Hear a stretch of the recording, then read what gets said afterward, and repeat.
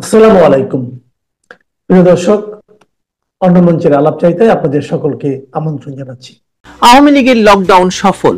এরপর কি করবে আওয়ামী লীগ? ঘোষিত কর্মসূচি হচ্ছে শাটডাউন।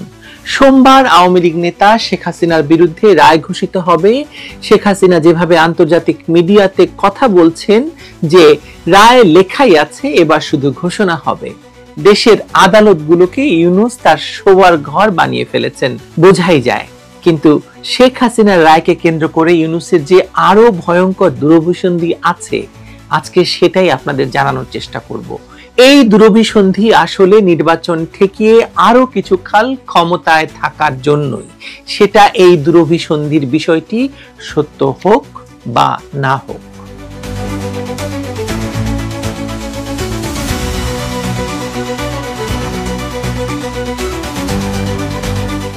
একটি লকডাউন কর্মসূচি সফল করার পর আওয়ামী লীগের পরবর্তী রাজনৈতিক কর্মসূচি কি, এই প্রশ্ন অনেকেই করতে শুরু করেছেন। কারণ 17ই নভেম্বর শেখ হাসিনার বিরুদ্ধে ইউনূস সরকারের বেডরুম আদালত একটি রায় ঘোষণা করবে। আমরা বহু আগে থেকেই বলে আসছি যে এই রায়টি কি হতে পারে, ফাঁসি। রায়ের দিন তারিখ ঘোষণার দিনটিকেই আওয়ামী লীগ যেভাবে পুরোপুরি বিবস্ত্র করে দিয়েছে, তাহলে রায় ঘোষণার দিন বা রায় ঘোষণার পর আওয়ামী লীগ কি করবে? স্বাভাবিকভাবেই এই প্রশ্ন ঘুরে ফিরে আসছে। লকডাউন সফল হওয়ার পরই ইউনূস প্রশাসন যে চরম ভয় পেয়েছে সেটা বোঝা যাচ্ছে তাদের বক্তব্য, বিবৃতি আর আচার আচরণেও। ঢাকা শহরকে নিরাপত্তার চাদরে ঢেকে দিয়েও তারা শান্তি পাচ্ছে না। এখন শোনা যাচ্ছে তারা সারা দেশে তাদের লালু ভুলু কালুদের নামিয়ে দিতে চাইছে। এই ভয় আর অস্থিরতার ভেতরেই আওয়ামী লীগের নতুন রাজনীতির ধরনটা বেশি স্পষ্ট হয়ে উঠেছে সবার কাছে। তাদের শক্তি, সাংগঠনিক দক্ষতা, সক্ষমতা, টানা দমন নিপীড়নের বাস্তবতা সব মিলিয়ে এই মুহূর্তে ক্লাসিক হরতাল, অবরোধ, ঘেরাও টাইপ কর্মসূচি দেওয়া তাদের জন্য ঝুঁকিপূর্ণ ছিল। তাই তারা যেটা করেছে সেটা মূলত কৌশল বদল, লাঠি দিয়ে সাপ মারা নয়, লাঠি দেখিয়ে সাপকে গর্তে ঢুকিয়ে দেওয়া। জাহাঙ্গীর কবির নানক যে ঢাকা লকডাউন কর্মসূচি ঘোষণা করলেন, সেটার সৌন্দর্য আসলে এখানেই। রাস্তায় নেমে সংঘর্ষে না গিয়েও শহরকে অর্ধেকের বেশি থমকে দেওয়া গেছে। কর্মসূচির সফলতার শর্তই ছিল মানুষ ঘরে থাকবে। তাই বাইরে কম দেখা গেলে সেটা দুর্বলতা নয়, বরং পরিকল্পনার অংশ। ইউনূস ক্ষমতা নিয়েই বলেছে যে আওয়ামী লীগ নাকি পালিয়ে গেছে। আর এই লকডাউনকে কেন্দ্র করে ইউনূসের অবৈধ পুত্রকন্যারা লাঠি সোটা হাতে রাস্তায় নেমে বলছে, কই আওয়ামী লীগ, কোথাও আওয়ামী লীগ, পেলে তো পিটাবো, পেলে তো পিটাবো, আওয়ামী লীগ তো রাস্তায় নেই।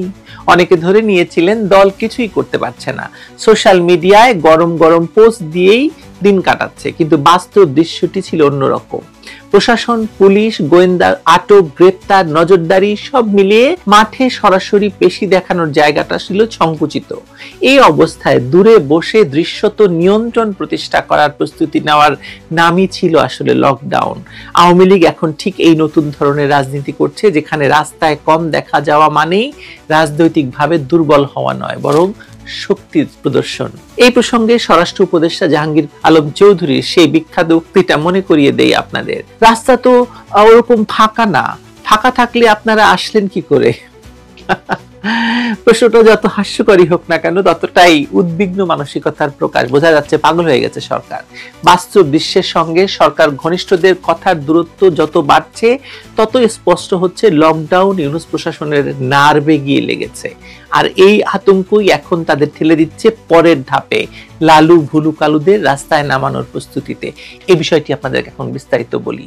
ইতিমধ্যে বিভিন্ন সূত্র বলতে চাইছে যে শেখ হাসিনার মামলার রায়কে কেন্দ্র করে মাঠের খেলা এক ধাপ উঁচু গিয়ারে তুলতে চায় ইউনূস প্রশাসন ও তার আশ্রিত রাজনৈতিক দলগুলো। একাধিক পক্ষ একই সুরে বলতে চাইছে যে আগামী 17ই নভেম্বর সোমবার ইউনূসের বেডরুম হয়ে যাওয়া আদালত হয়তো শেখ হাসিনার বিরুদ্ধে যাবজ্জীবন কারাদণ্ডের রায় ঘোষণা করবে, ফাঁসি নয়। ইউনূস যেহেতু পশ্চিমা ঘরানার মানুষ, পশ্চিমে যেহেতু মৃত্যুদণ্ড নেই, সেহেতু শেখ হাসিনাকে যাবজ্জীবন সাজা দেওয়া হলো। খেলাটা এখানেই। এরপর ইউনূস তার ঝোলা থেকে তুরুপের তাসটি বের করবেন এবং খেলতে চাইবেন। ইউনূস এবং তার ডিপ স্টেটে সেই তুরুপের তাস হচ্ছে তাদের পোষা মঞ্চ, ভুইফোড় জোট এবং এই লালু ভুলু কালু দলগুলোকে নামাবে শেখ হাসিনার ফাঁসি চাই দাবিতে। এমন একটা আবেগী ন্যারেটিভ তৈরি করতে যেটা 2013 সালের গণজাগরণ মঞ্চের আবহকে স্মরণ করিয়ে দিতে পারে, সেটাকেই তারা নকল করবে। তখন মানে 2013 সালে যুদ্ধাপরাধীদের ফাঁসির দাবিতে লাখো মানুষ রাস্তায় নেমেছিল। এবার সেই পুরনো ন্যারেটিভকে উল্টে দিয়ে এই লালু ভুলুদেরকে একই ভাষা শেখ হাসিনার বিরুদ্ধে ব্যবহার করার স্বপ্ন দেখানো হচ্ছে। মানে এমন আশঙ্কা অনেকেই করছেন, এখন মুখে মুখে ঘুরছে। ইউনূসকে যারা ক্ষমতায় বসিয়েছে তাদের উদ্দেশ্য তো এটাই, যুদ্ধাপরাধের বিচারের বদলা নেওয়া। তারা বহুবার বলেছে যে শাহবাগ দখল নিয়ে এখান থেকেই নাকি তারা শেখ হাসিনার ফাঁসি কার্যকর করবে। আপনারা ভুলে গেছেন কিনা জানি না, ক্ষমতা নেওয়ার পরই তারা বলেছে দরকার হলে আরেকটা শাহবাগ করা হবে, শাহবাগ করে সেখান থেকে শেখ হাসিনার ফাঁসি কার্যকর করা হবে। সেই সুযোগ ইউনূস তাদেরকে করে দেবে 17ই নভেম্বর, এমনটাই অনেকে বলছেন। এবং ইউনূস সে সুযোগ কাজে লাগিয়ে বলবে যে জনগণের দাবি অনুযায়ী তিনি শেখ হাসিনাকে ফাঁসির রায় দিতে বাধ্য হচ্ছেন। আর তাতে ইউনূসের চাকরিদাতাদের উদ্দেশ্য সফল হবে, কিন্তু ভয়টা তো অন্য জায়গায়। ক্ষমতা পুরোপুরি না পেয়ে যেভাবে দেশটাকে এরা ভয়ঙ্কর নরকে পরিণত করেছে, আর ক্ষমতা পুরোপুরি পেলে এরা কি করবে? সবচেয়ে বড় কথা হলো এই যে এদেরকে রাস্তায় নামাবে আবার ডক্টর ইউনূস, তাদের লালু ভুলু কালোদের রাস্তায় নামাবে, তারা কি রাস্তা থেকে উঠবে? শেখ হাসিনার ফাঁসির রায় ঘোষণার পর ডক্টর মোহাম্মদ ইউনূসের মতো একটি পুতুলের কোনো দরকার তাদের থাকবে বলুন? তার মানে একবার যদি এই উগ্রবাদী শক্তিকে পুরো ক্ষমতার প্রান্তে এনে দাঁড় করানো হয়, এরপর তাদের নিয়ন্ত্রণ করা কারো পক্ষেই সহজ হবে না। এতদিন তারা ক্ষমতার আড়ালে থেকে সুবিধা নিয়েছে, সামনে ছিল অন্য মুখ মানে ডক্টর ইউনূস। এবার তারা সরাসরি সেই মুখ হতে চায়, ইউনূসকে সরিয়ে। কথাটা হয়তো কারোর কাছে বাড়িয়ে বলা মনে হতে পারে, কিন্তু যারা 71 পরবর্তী ইতিহাস, কিংস পার্টির উত্থান পতন আর ভুইফোর রাজনৈতিক প্রজেক্টগুলোর গতিপথ জানেন বা দেখেছেন, তারা জানেন যে কিং চলে গেলে কিংস পার্টি ধ্বংস হয়, তবে যে গোষ্ঠী গভীর কাঠামোগুলো দখল করে বসে থাকে তারা কিন্তু থেমে থাকে না, তারা আসলে পুরো ক্ষমতাটা নিতে চায়। অনেক ইতিহাস আছে বিভিন্ন দেশে, বাংলাদেশেও। এই জায়গায় এসে আওয়ামী লীগের নতুন যে ক্যালকুলেশন সেটা আমরা বুঝতে পারি কিভাবে? তারা বুঝে গেছে, মানে আওয়ামী লীগ বুঝে গেছে যে সরাসরি প্রশাসনিক লাইনে ফিরে আসার পথ হয়তো এখন নেই, কিন্তু জনমনে যে প্রতিক্রিয়া জেগেছে সেটা উপেক্ষা করা সম্ভব নয়। জুলাই সনদ, জুলাই নির্ভর ন্যারেটিভ, 33 দলের সম্মিলিত অবস্থান, এসব মিলিয়ে অন্তর্বর্তীকালীন সরকার নিজেকে মুক্তিযুদ্ধের নৈতিক অবস্থানের বিপরীতে দাঁড় করিয়ে ফেলেছে। মুক্তিযুদ্ধের কথা বললেই আপনি আওয়ামী লীগ, এই ভাঙা ফ্রেমটা আসলে সরকারের তৈরি। তাতে করে বিশাল এক আওয়ামী লীগ অংশ আজকে নিজেকে বাম ডানে না ঠেলে সরাসরি মুক্তিযুদ্ধের পক্ষে, আর সেই সূত্রে আওয়ামী লীগের পাশে এসে অনিচ্ছুকভাবে হলেও দাঁড়িয়ে যেতে বাধ্য হচ্ছে। লাভটা কার হচ্ছে বুঝতে পারছেন তো, তাই না? এসব বিশ্লেষণই আসলে মনে হয় যে ঢাকা লকডাউন আসলে আওয়ামী লীগের একটা টেস্ট কেস ছিল, দূর থেকে হালকা ঠেলা দিয়ে দেখা যে জনমেজাজ কোথায়। সেই পরীক্ষায় দেখা গেছে প্রশাসনও সঠিকভাবে রাস্তায় নামতে পারছে না, আবার সাংস্কৃতিক কেন্দ্র থেকে শুরু করে বেসরকারি আয়োজক সেক্টর পর্যন্ত সবই নিরাপত্তা নিয়ে অস্বস্তিতে পড়েছে। রাজধানীর দুটি উল্লেখযোগ্য সাংস্কৃতিক অনুষ্ঠান, জেমস আলী আজমতের যুগল concert, legends live in Dhaka এবং নবান্ন উৎসব, দুটোই শেষ মুহূর্তে স্থগিত বাতিল করতে হয়েছে। কারণ অনুমতি ঝুলে থাকা, নিরাপত্তার ঝুঁকি, কাকে কি দেবে না দেবে এই অনিশ্চয়তা। সরকার আনুষ্ঠানিকভাবে হয়তো বলছে অনিবার্য কারণ, কিন্তু যারা অন্তরালে রাজনীতির গতি বোঝেন তারা মূলত বোঝেন যে আতঙ্ক, নার্ভাস সিস্টেমে কাঁপুনি ধরে গেছে সরকারের, এবং 17ই নভেম্বরকে কেন্দ্র করে এটি আরো বাড়তে থাকবে এবং ভয়াবহ অবস্থায় যাবে। অন্যদিকে আওয়ামী লীগের অভ্যন্তরে আরেকটি মনস্তাত্ত্বিক শিফট হয়েছে। জুলাইয়ের গণমামলা, গ্রেপ্তার, কারাবরণ, এসব এখন কেবল ভয় নয়, ক্রমেই বীরত্ব, ত্যাগ এরকম মুদ্রায় বদলে যাচ্ছে। যে মামলায় প্রথম দিকে অনেকে আতঙ্কিত ছিলেন, আজকে সেখানে কেউ গর্ব করে বলছেন আমার বিরুদ্ধে এতগুলো মামলা আছে, কি হয়েছে? গ্রেপ্তারের সময় এখন আওয়ামী লীগের কিছু নেতা ভি সাইন দেখাচ্ছেন, পুলিশ ভ্যানে দাঁড়িয়ে জয় বাংলা স্লোগান দিচ্ছেন। এগুলো কেবল সোশ্যাল মিডিয়ার ছবি নয়, আপনি জনমানুষের ভিতরে কাজ করা এক শক্তিশালী সিগন্যাল। আর এই সবকিছুর প্রেক্ষাপটে শাটডাউন হচ্ছে দ্বিতীয় রাউন্ড। প্রথম রাউন্ডে ছিল লকডাউন, লাঠি না চালিয়ে, রক্তপাত কমিয়ে, মাঠে না নেমেও শহর থামিয়ে দেওয়া সম্ভব কিনা তার পরীক্ষা। আর দ্বিতীয় রাউন্ডে সেটাকে দেশব্যাপী ছড়িয়ে দেওয়া, দেখা যে প্রশাসনের যন্ত্র কত দূর পর্যন্ত টিকতে পারে।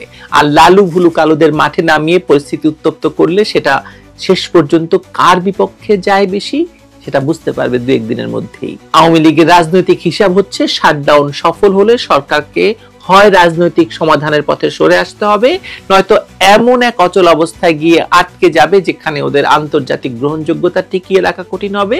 আর দেশের ভেতর তো সরকার, তাকে পরাজিত হতেই হবে। অন্তর্বর্তী সরকারের সবচেয়ে বড় কৌশলগত ভুল এখানেই। তারা আওয়ামী লীগকে আঘাত করতে গিয়ে মুক্তিযুদ্ধকে আঘাত করেছে, জুলাই দিয়ে ৭১কে প্রতিস্থাপন করার চেষ্টা করেছে, সনদ দিয়ে ইতিহাস সম্পাদনা করার প্রজেক্ট, ৩৩ দলের সম্মিলিত আত্মসমর্পণ, সব মিলিয়ে তাদের জায়গা আজ ২০০৮-এর সেই ১/১১-র উল্টো পিঠে গিয়ে দাঁড়িয়েছে, যেখান থেকে শুরু হয়েছিল ১/১১। তখন জামায়াত ছিল চাপে, আজ মুক্তিযুদ্ধের রাজনীতি দাঁড়িয়ে গেছে তার বিপরীত দিকে, এবং সেই ফাঁকেই আওয়ামী লীগ আবার জায়গা পুনরুদ্দখলের সুযোগ পেয়ে গেছে। প্রতিটি সরকারের একটি নির্দিষ্ট মেয়াদ এবং জনপ্রিয়তার কাল থাকে। ডক্টর মোহাম্মদ ইউনূসের নেতৃত্বে সেই কালটি তারা পেরিয়ে এসেছে আরো ৬ মাস আগে। ৬ মাস আগেই যদি নির্বাচন দিয়ে ইউনূস সরকার সরে যেত তাহলে আজকে পরিস্থিতি এতটা ভয়াবহ হতো না। নেপালে যেমন নির্বাচিত একটি সরকারকে উৎখাতের পর অন্তর্বর্তীকালীন সরকার সেখানে শক্ত হাতে বিশৃঙ্খলা দমনের সঙ্গে সঙ্গে একটি নির্বাচনের তারিখ ঘোষণা দিয়ে সে লক্ষ্যে এগিয়ে গেছে বা যাচ্ছে। কিন্তু বাংলাদেশে বারবার ফেব্রুয়ারিতে নির্বাচনের কথা বলা হলেও এখনো কোনো সুনির্দিষ্ট তারিখ ঘোষিত হয়নি, বরং নানা উছিলায় ইউনূস এবং তার সন্ত্রাসের সঙ্গীরা নির্বাচন পেছানোর নানা সুযোগ খুঁজেছে বলে তার সঙ্গীরাই ফাঁস করে দিচ্ছে। এবং তারপরে কি হতে যাচ্ছে সেটা তো বললাম আপনাকে। এমত অবস্থায় শেখ হাসিনার বিরুদ্ধে ইউনূস মহাজনের বেডরুম আখ্যা পাওয়া যোগ্য আদালত রায় ঘোষণা দেওয়ার পর সরকারের পক্ষ থেকেই যদি অস্থিরতা উস্কে দেওয়া হয় তাহলে সেই মব বা অস্থিরতা দমন করে পরিস্থিতি নিয়ন্ত্রণে আনা দুর্বল ইউনূস সরকারের পক্ষে সম্ভব হবে না। পরিস্থিতি ইউনূস সরকার তার পরাজয়ের দিকেই নিয়ে যাচ্ছে। বাংলাদেশের অন্তর্বর্তী সরকারের আপত্তি থাকা সত্ত্বেও ভারতে অবস্থান করা শেখ হাসিনার সাক্ষাৎকারে শুনানি চলছে। তবে লক্ষণীয় বিষয় হলো বাংলাদেশের সাবেক প্রধানমন্ত্রী শেখ হাসিনার সাম্প্রতিক কয়েকটি সাক্ষাৎকারে পাওয়া যাচ্ছে তাৎপর্যপূর্ণ বিশেষ কিছু ইঙ্গিত। 2 দিন আগে দেওয়া সাক্ষাৎকারে দেখা গেছে তিনি যুক্তরাষ্ট্রকে সরাসরি অভিযুক্ত করার অবস্থান থেকে সরে এসেছেন। চীন ভারত প্রশ্নে ভারতের সঙ্গে ঘনিষ্ঠতার উপর বেশি জোর দিচ্ছেন। সবশেষ সাক্ষাৎকারগুলোর 3টিতে প্রধান উপদেষ্টা অধ্যাপক মোহাম্মদ ইউনূসকে নিয়েও দেখা যাচ্ছে বেশ খানিকটা পরিবর্তিত অবস্থানে। এই 3টি সাক্ষাৎকারই প্রকাশিত হয় ভারতের শীর্ষ 3টি সংবাদ মাধ্যমে। ক্ষমতা ছাড়ার পর ডক্টর ইউনূসের শান্তিপূর্ণ ঠিকানা হতে পারে যুক্তরাষ্ট্র, এমন ইঙ্গিত দিচ্ছেন শেখ হাসিনা। 3টি সাক্ষাৎকারে তিনি উল্লেখ করেন যুক্তরাষ্ট্রের ক্যালিফোর্নিয়ার কথা। বলেছেন অধ্যাপক ইউনূস ক্যালিফোর্নিয়া একজন পরিচিত মুখ, সেখানে দীর্ঘকাল তিনি প্রভাবশালী সুরিতদের সহচর্য উপভোগ করেছেন। প্রশ্ন হলো অতি সাম্প্রতিক ইন্টারভিউগুলোতে হঠাৎ কেন ক্যালিফোর্নিয়ার উপর জোর দিচ্ছেন শেখ হাসিনা? যুক্তরাষ্ট্রের এই রাজ্যে অধ্যাপক ইউনূসের শান্তিপূর্ণ জীবনের পথরেখা কেন হাজির করছেন? একই সঙ্গে যুক্তরাষ্ট্রের প্রতি তার মনোভাবের পরিবর্তন কিসের ইঙ্গিত দিচ্ছে? বাংলাদেশ সরকার দিল্লিকে শেখ হাসিনার ইন্টারভিউ নিয়ে উদ্বেগ জানানোর পর দেশটির সংবাদ মাধ্যমে আরো বেশি করে কেন ছাপা হচ্ছে সাক্ষাৎকার? নিজের বিরুদ্ধে মামলা নিয়ে কথা বলার চেয়ে কেন আন্তর্জাতিক সম্পর্ক এবং নিজের দৃষ্টিভঙ্গি তুলে ধরার উপর বেশি জোর দিচ্ছেন বাংলাদেশের সাবেক প্রধানমন্ত্রী? বিশেষ করে চীনের সাথে সম্পর্কের ক্ষেত্রে তিনি যে বক্তব্য দিয়েছেন সেটি মিলে যাচ্ছে বাংলাদেশের জন্য মনোনীত নতুন মার্কিন রাষ্ট্রদূত ব্রেন্ট ক্রিস্টেনসেনের কথার সাথে। এসব কি কাকতালীয় নাকি এর পেছনে আছে কোনো রহস্য? বিস্তারিত জানতে চলুন যাওয়া যাক বিশ্লেষণে।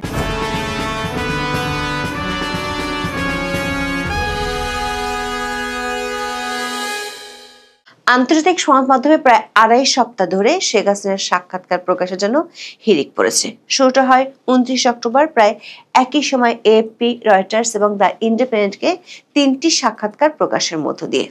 এরপর থেকে প্রায় প্রতিদিনই শেখ হাসিনার বক্তব্য প্রকাশ করছে বিশ্বের প্রভাবশালী বিভিন্ন মিডিয়া। এর মধ্যে সরকারের পক্ষ থেকে কেবল ভারতীয় মিডিয়ায় বক্তব্য প্রকাশ বন্ধের বৃথা উদ্যোগ নিতে দেখা যায়। এজন্য 12ই নভেম্বর পররাষ্ট্র মন্ত্রণালয় তলব করা হয় ঢাকায় ভারতের ডেপুটি হাই কমিশনার পবন বাদেকে। তবে এরপর থেকে ভারতের শীর্ষ মিডিয়ায় সাক্ষাৎকার প্রকাশের মাত্রা যেন বেড়ে গেছে। 3 দিনের মধ্যে 3টি ভারতীয় সংবাদ মাধ্যম ছেপেছে 3টি বিশদ ইন্টারভিউ। সবশেষ 15ই নভেম্বর ভারতের ইন্ডিয়া টুডে এবং ফার্স্ট পোস্ট 2টি সাক্ষাৎকার প্রকাশ করে। এর দুদিন আগে শেখ হাসিনা বক্তব্য প্রচার করে CNN নিউজ 18। দর্শক, আমাদের বিশ্লেষণ হলো আন্তর্জাতিক বিভিন্ন সংবাদ মাধ্যমে প্রায় 2.5 সপ্তাহ ধরে শেখ হাসিনা যেসব বক্তব্য দিয়েছেন তার থেকে গত 3 দিনে ভারতের 3টি মিডিয়ার সাক্ষাৎকারে নতুন কিছু কথা দেখা গেছে। লক্ষ্য করা যাচ্ছে তাৎপর্যময় কিছু ইঙ্গিত। যুক্তরাষ্ট্রের সঙ্গে দীর্ঘদিনের বৈরী অবস্থা উন্নয়ন চেষ্টার আভাস পাওয়া যাচ্ছে শেখ হাসিনার কথায়।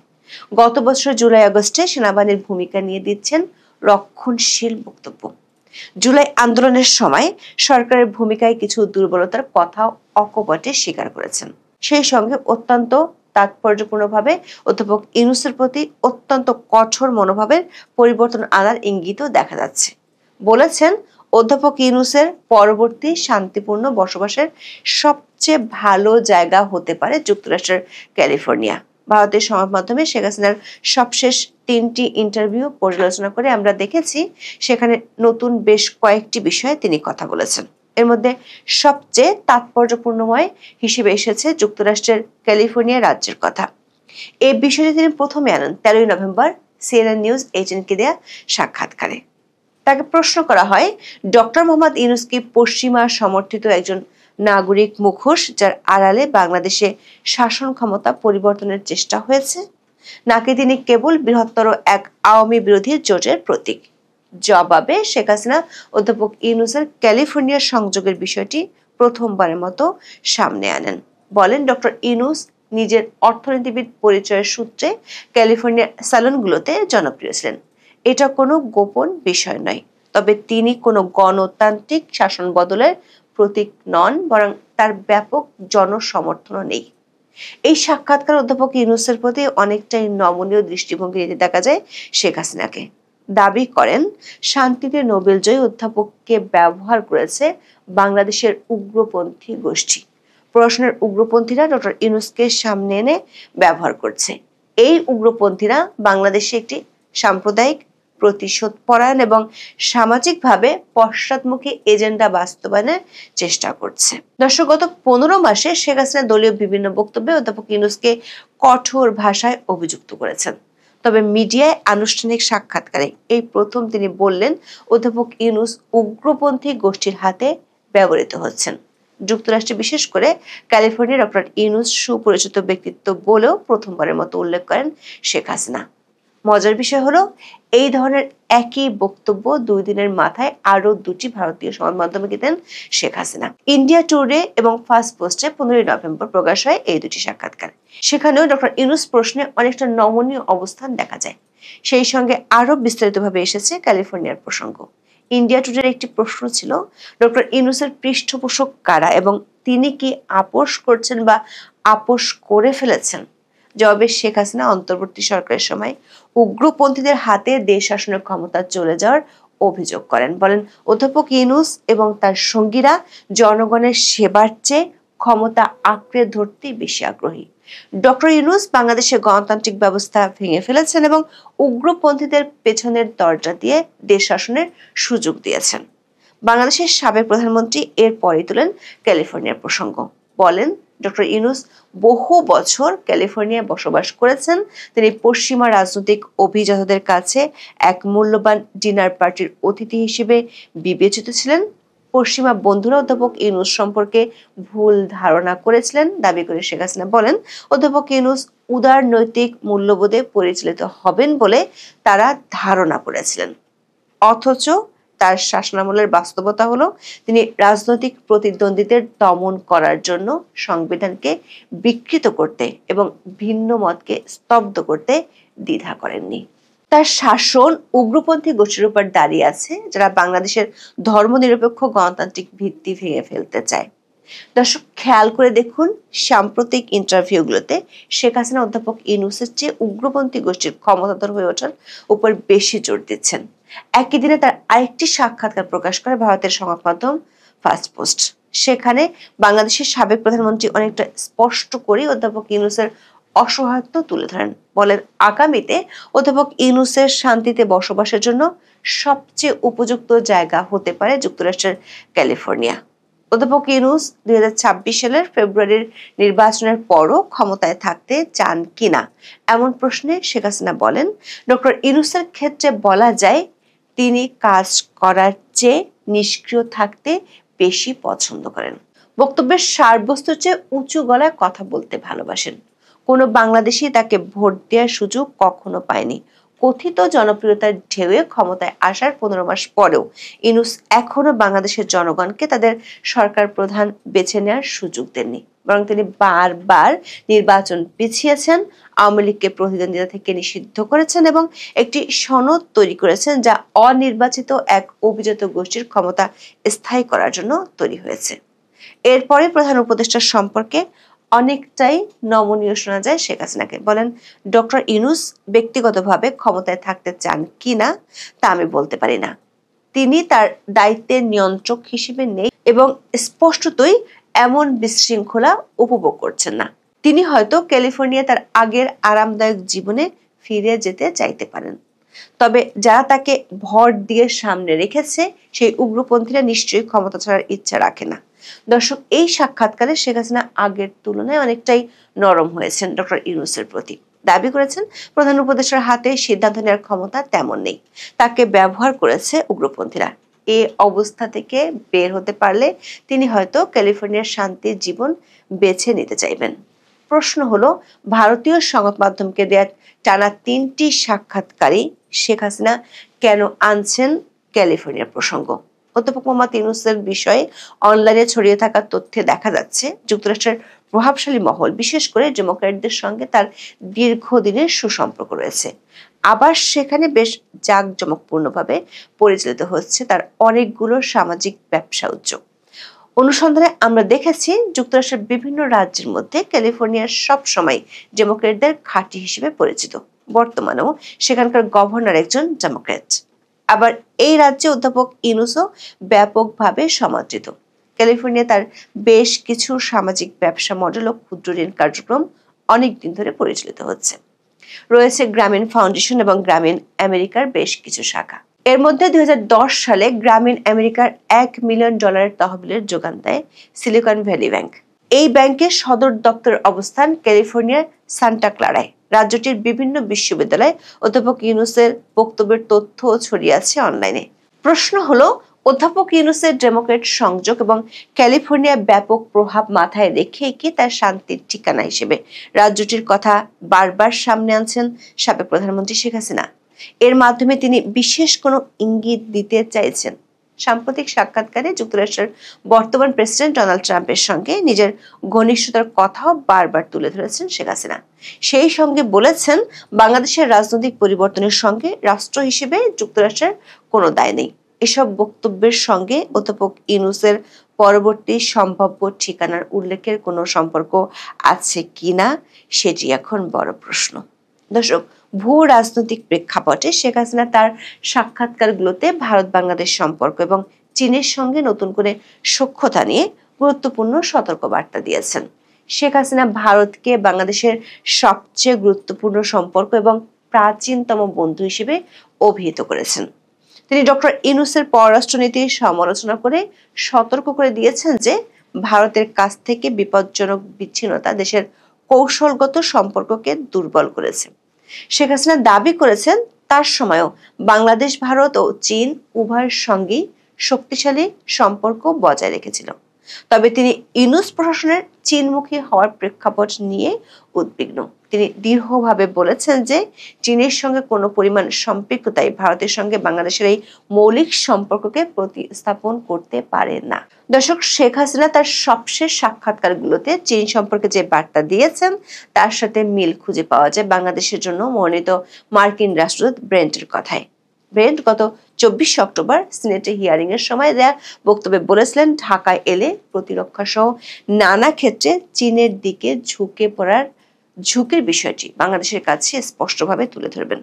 গত 2রা সেপ্টেম্বর বাংলাদেশের পরবর্তী রাষ্ট্রদূত হিসেবে ব্রেন্ট ক্রিস্টেনসেনকে মনোনীত করেন যুক্তরাষ্ট্রের প্রেসিডেন্ট ডোনাল্ড ট্রাম্প। 24 অক্টোবর শুনানিতে রিপাবলিকান পার্টির সিনেটর পিট রিকার্স বাংলাদেশ চীন সম্পর্ক, বিশেষ করে দুই দেশের ক্রমবর্ধমান সামরিক সহযোগিতা নিয়ে ব্রেন্ট ক্রিস্টেনসেনকে প্রশ্ন করেছিলেন। জবাবে ব্রেন্ট ক্রিস্টেনসেন বলেন, দক্ষিণ এশিয়ায় চীনের প্রভাব নিয়ে এই উদ্বেগের সঙ্গে তিনি একমত।